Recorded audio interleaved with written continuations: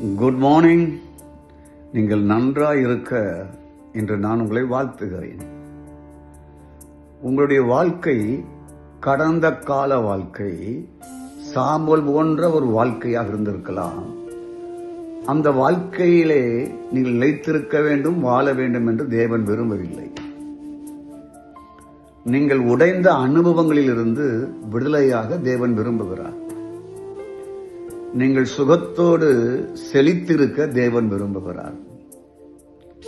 சாம்பலுக்கு பதிலாக கடவுள் உங்களுக்கு நல்ல சிங்காரத்தை, அழகை கொடுக்க விரும்புகிறார்.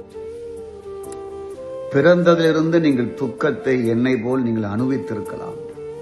அதற்கு பதிலாக உங்களுக்கு மகிழ்ச்சியை கொடுக்க ஆண்டவர் வைத்திருக்கிறார். தினந்தோறும் விரக்தி என்று விரக்தியோடு நீங்கள் வாழ்ந்து கொண்டிருக்கலாம். அதற்கு பதிலாக துதியை கொடுக்க வைத்திருக்கிறார். சாம்பல் என்றால் என்ன? எரிந்து மீதி கிடக்கிற மிச்சம்தான் சாம்பல். அவை என்னவென்றால் உங்களுடைய உடைந்து போன கனவு, ஏமாற்றம், விரக்தி, காயங்கள், தோல்வி.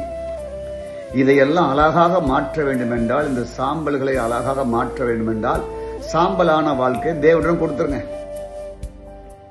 சாம்பலையும் சிங்காரத்தையும் ஒன்னா வைத்திருக்க முடியாது.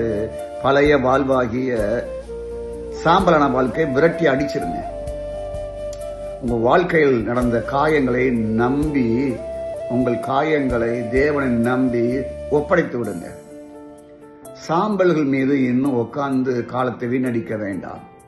உங்களுக்கென்று எதிர்காலத்தை வைத்திருக்கிறார், சிறந்த நாட்களை வைத்திருக்கிறார்.